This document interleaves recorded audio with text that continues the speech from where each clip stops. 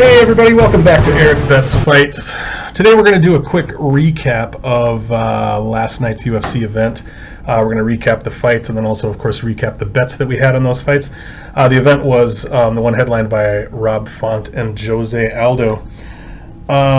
We did actually lose a little bit. I'll probably put up some images of the bets that I had and some of my stats and that sort of thing. We ended up minus 0.265 minus 2.65 units last night, which is our first loss in quite a while. We were on a pretty good run. We had profited on 7 UFC events in a row and 3 Bellator events in a row.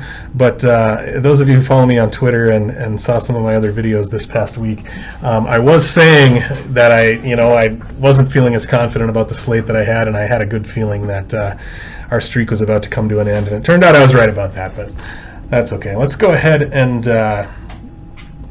I think I'll probably just start at the bottom of the card and just work up, and we'll talk about each fight a little bit, and we'll talk about the ones we had bets on as we go. First fight of the night was Vince Morales defeated Louis Smolka. He knocked him out in the first round. We did have 2 units on Louis Smolka. If you watched my best bets video, you might recall that I actually didn't do tape study on that fight. I was just tailing some other cappers on that one. Some of the other cappers that I enjoy and listen to were betting on Smolka, and I decided to just blindly tail that, and it didn't work out. A lot of people seem to feel that Smolka had the better skills everywhere, that Smolka was tough, he was going to be able to take whatever Morales could throw at him, and probably a lot of people were saying Smolka would win either by decision or even be able to take him down and submit him. But yeah, Morales landed some shots in round 1 and put Smolka out. He didn't he face plant him? I think so. I'm trying to remember in my head exactly, but yeah, he knocked him cleanly out. So we lost 2 units there. Bummer of a way to start the night. Next fight was Claudio Puelles and Claudio Puelles. Yeah, I always want to pronounce any of those names the sort of the Brazilian way, Puelles or whatever. But Claudio Puelles, he's from Peru, I think, isn't he? I don't remember for sure. Claudio Puelles versus Chris Gritzmacher. Puelles actually ended up submitting Gritz in round 3 with a knee bar. We did have 2 units on Puelles there. Let me pull up the numbers that we were getting here. We got Smolka. We had the 2 units on Smolka. We got him at minus 145, so we lost the 2 units there. We had 2 units on Puelles at plus 110, so we won 2.2 units on that one. So we were up 0.2 units after that fight. It was kind of a weird fight. Gritzmacher was... I saw some screenshots of Gritzmacher had some weird moments, like when he was caught in Puelles' triangle and he was just kind of like staring off into space, like almost like he wasn't there, like he wasn't paying attention. And Puelles did what I was hoping he was going to do. He did look to take Gritz down and work on the ground, which is where he had the advantage, and he was able to make that work. But Gritz just kind of, I don't know if he's just... we did say going into this fight that Gritz is 35 years old, and he's a guy who kind of tends to take damage. We might be seeing him declining quite a bit. It was kind of a weird performance from him, but good for us. We did pick up 2.2 units there. Next fight, William Knight defeats Alonzo Menefield by unanimous decision. We didn't have a bet on that one. I saw a lot of people were betting that fight. I stayed away from it because to me it's one of those fights where when you're dealing with that much strength, that much athleticism, that much dynamism, and from fighters who don't necessarily have the highest fight IQ, to me that's a stay away, because there's just too many different variables there. There's too many things. Both of those guys are so strong and so powerful that they can knock the other one out. Both of them don't necessarily have the greatest technique. Both of them don't have the greatest fight IQ. That's just, anything can happen. So that's a stay away for me. But yeah, William Knight did take the decision. A lot of people felt that Menefield should have won. I think it came down to that 3rd round. Menefield did a lot of holding William Knight against the cage, but not really doing much with it. And then at the end of the round, if I remember correctly, Knight was landing some shots, and so the judges ended up giving it to him. I'm fine with that. I had no problem with it. Next fight was Cheyenne Vlismas, formerly Cheyenne Bays, but she's Cheyenne Vlismas now. She defeats Mallory Martin by unanimous decision.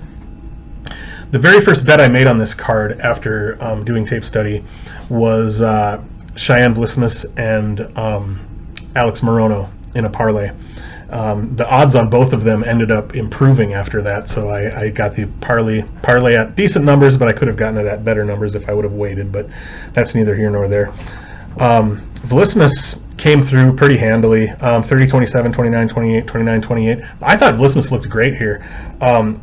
besides just her skills looking good, she also looked like she had improved her muscle definition a little bit. She looked like she'd maybe not put on some muscle, but definitely had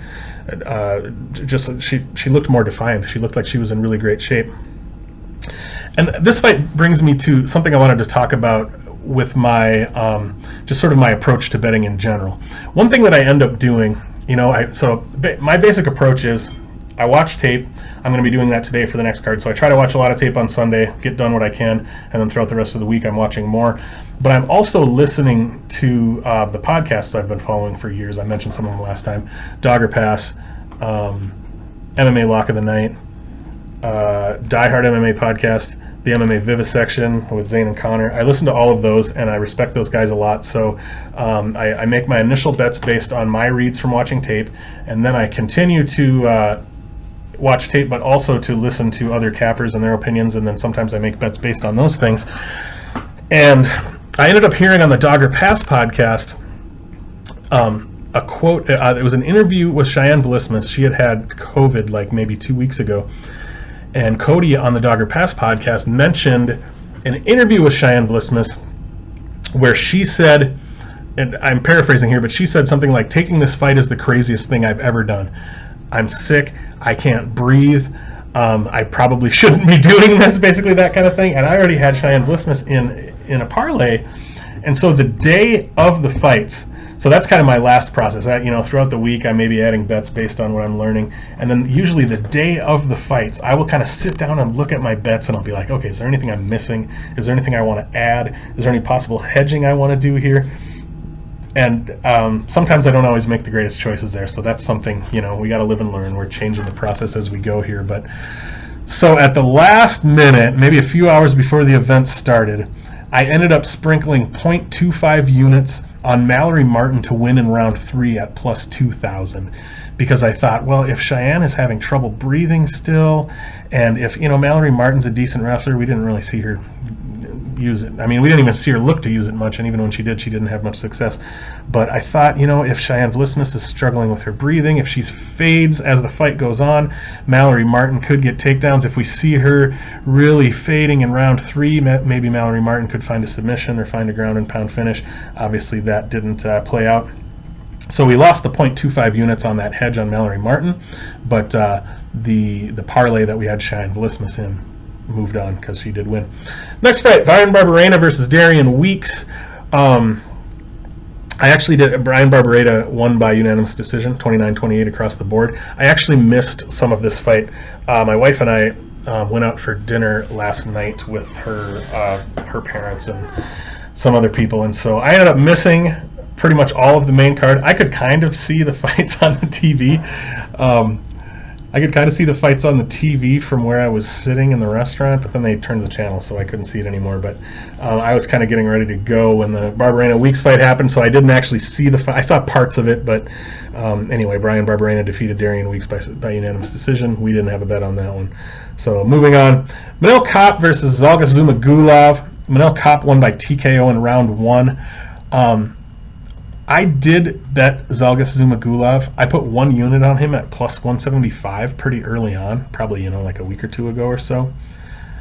And that line ended up moving so much. It moved up from 175 up to 245. And so the day of the event, I was like, well, if I was liking putting something on him at plus 175, I almost felt like I needed to add to it at that number. So I had 1 unit at plus 175. I dropped another half unit at plus 245, and this was kind of my read there. I knew Manel Kape would be dangerous in round 1. I was talking to a buddy of mine yesterday, and I even said, I think we stand a decent chance of winning this fight if we get out of round 1. Big if. But I felt like, Manel Kape's going to be dangerous in round 1. If he's not able to get the finish, his volume falls off quite a bit. His output falls off. And Zhalgas Zhumagulov is tough. He doesn't have super high output either, but I felt, at plus 245, it's worth a shot at Zhalgas potentially just having the higher output and being tough and being able to stay in there and potentially get the judge's nod. But of course, Kape finished him in round 1, so we didn't get to find out if he was able to do that or not. So I lost 1.5 units there with the initial stab and then the little bit that I added. So that's got us down about 1.52 units or 1. No, 1. Yeah, whatever. Anyway, we're down. We're down after that. Next fight was Dusko Todorovich versus Maki Patolo. Todorovich beat Maki Patolo by TKO punches in round 1, close to the end of the round. Yeah, Todorovich took him down. Maki tried to grab a guillotine, if I remember correctly. Maki ended up on his back, and he just didn't have anything. He just didn't have anything. He didn't look good. After doing tape study on this, I was leaning Maki pretty hard. I mean, I felt like it was kind of a close fight, but I thought Maki had such a good performance against Julian Marquez. It just had a really complete MMA performance. He really showed his game, and I just thought he looked great. I mean, obviously he fell apart in round 3 when he gassed out, but he just looked so good. And I really thought, and then looking at Dusko Todorovich's fight with Puna Soriano, I really thought Maki could kind of do that same thing. Like he might be able to just overwhelm him with strikes, but I don't know. Maki he doesn't have the greatest fight IQ, and he's just having a really hard time putting things together. He's probably going to get his walking papers here. That would be my guess. I had 1 unit on Maki, so we lost another unit there. So now we're down about 2.5 units at this point. Next fight, Alex Moreno versus Mickey Gall. Moreno did win 30-27s across the board. I didn't get to see, I was able to see little bits of this fight where on the TV I could see in the bar at the restaurant, but I missed most of this fight. I heard I didn't miss much. I might go back and watch it, I might not. I heard it was kind of boring. But Moreno did win, and Moreno closed out the parlay we had with Cheyenne Blissmas. That parlay, where is it? We had Moreno at -230, Blissmas at -200. So for a total of +115, we had 1 unit on that. So we picked up 1.15 unit there. So we're still down a little bit at that point. Next fight, Chris Curtis defeats Brendan Allen, the Action Man. You gotta love the Action Man. We did have a bet on Chris Curtis, not this fight. We had a bet on Chris Curtis against Phil Hawes, and he was at +260, I think, and we had a unit on that, so we picked up 2.6 units. Cody Saftic from the Dogger Pass podcast, he said, ride with Chris Curtis again. He's going to win here again. He's going to knock him out. I didn't do it. I didn't think Chris Curtis could do it, and he did it again. He was about the same number again. He was +260, +290, something like that. Knocks out Brendan Allen. You got to love the Action Man. I mean, if you're a fight fan, how do you not love Chris Curtis right now? The guy's just coming in and getting it done. He's one of those road dogs that's been around forever. He's got a bunch of fights. Finally gets his shot in the UFC. You know, so often we see those guys. They finally get their shot. They like lose 2 and they wash out of the UFC. We see that a lot with these guys that have been around forever and kind of working on the smaller shows, and they finally get their shot. But Chris Curtis is doing the damn thing. I love it. Here's the thing, though. We're not going to get such a good number on him anymore. Now that he's come out and knocked out 2 good fighters in a row when he was not expected to, we're not going to see, +260, +290 on Chris Curtis in his next fight, I don't think. But we didn't have a bet on that one. I wish we did, but so cool that he made that happen. Next fight, Clay Guida defeats Leonardo Santos by rear naked choke in the second round. I have not seen this fight yet. I heard that there was some real questionable reffing.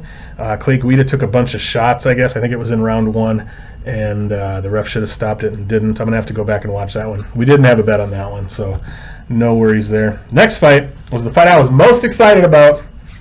I had to miss it because I was at that dinner with my wife and her parents. Jamal Hill, my boy Jamal Sweet Dreams Hill, knocks out Jimmy Crute 48 seconds into round 1. If you watched my video from last week, and if you didn't, go back and watch it. That was the detailed breakdown video I put out probably earlier this week, whenever it was. I put out a detailed Jamal Hill versus Jimmy Crute video. After watching tape on that fight, that's my dog Ralph. After watching tape on that fight, I thought, I think Jamal Hill has a pretty good shot of winning this fight. We had 1 unit on him at +150, and he did come through for us. But here's the problem. Here's what I did, folks. Remember how I said the day of, I tend to sit and look and think, have I made the right reads? Is there anything I need to do here? A lot of people were on Jim Crute. And I did say in my breakdown, if Jim Crute can get takedowns and hold Hill down, he'll win this fight. I just had my doubts that he was going to be able to hold Hill down. It didn't. Luckily, we never saw it. It didn't come to that in this case because Hill finished so quickly. But I ended up going in and putting 0.25 units. I put some tiny little sub prop sprinkles. I put 0.25 units on Crute by sub in round 1 at plus 450, another 0.25 on Crute by sub in round 2 at plus 750, and another 0.25 on Crute by sub in round 3 at plus 1150. Because I thought, man, if he can get Hill down and hold him there, I mean, we can't underestimate Crute's ground game, right? Look at, okay, Hill's last fight. Hill gets his arm ripped off by Paul Craig. Paul Craig has maybe the best ground game in the light heavyweight division. And what did Jim Crute do to Paul Craig? Jim Crute submitted Paul Craig with Kimura, if I remember correctly. So, I mean, Jim Crute's ground game is no joke. So I thought, well, I can get pretty good numbers on those Crute sub-props. So I sprinkled. So total, I had 3 of them. Total, I had 0.75 units there. So even though Hill came through and won us that 1.5 units on the money line, I lost 0.75 of that on those sub-sprinkles on Crute. So it goes, right? So we're still down a little bit there. Actually, that was that our last? Oh, no. I was going to say that was our last bet. It was not. We also had 2 units on Brad Riddell. And Brad Riddell didn't come through for us either, folks. Rafael Fiziev, I didn't see this fight either. I did see a clip for this fight and the Jamal Hill fight. I did look up clips of the finish, so I did see Rafael Fiziev's spinning wheel kick in round 3. My buddy that was kind of updating me on the fight, he said the fight was, fairly close up to that point. I haven't watched it yet, but yeah, Rafael Fiziev kicked our 2 units right off of Brad Riddell's face there. It was kind of a weird moment too, right? He lands that kick, and Riddell almost seemed like he was like waving it off or whatever. It reminded me of UFC 3, Steve Jenham versus Harold Howard. Remember, Steve Jenham got on top of Harold Howard and was landing strikes, and Harold Howard tapped out like this. He didn't tap out, he just made an X. He was like, kind of, he's like, I surrender, It seemed like that's kind of what happened with Brad Riddell, or almost like he was trying to call timeout. That kick lands, and he's just like, no mas. So anyway, we lose another 2 units there. That's all of our bets, I think. Yeah, so we ended up minus 2.65. It's not great, but I figure, if you're going to take losses, as long as you can take small losses, that's all right.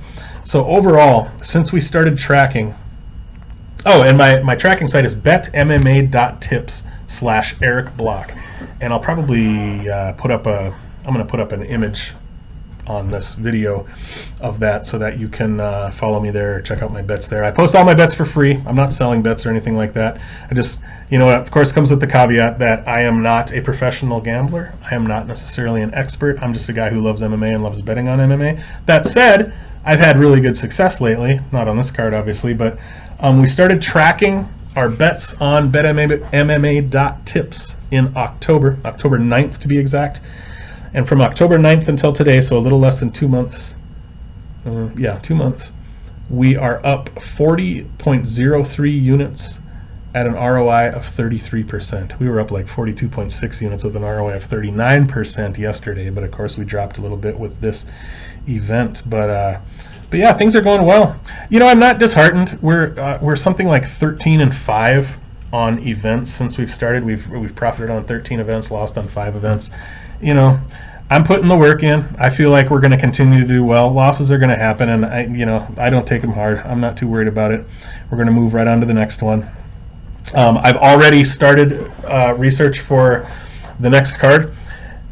I did the tape on Ryan Hall and Derek Minner, and I'm absolutely fascinated by that fight, and I think I'm going to put out a detailed breakdown of that fight. I kind of want to do it today. I don't know if I'm going to have time, but that Ryan Hall Derek Minner fight is absolutely fascinating to me. So stay tuned. Look for a video on that.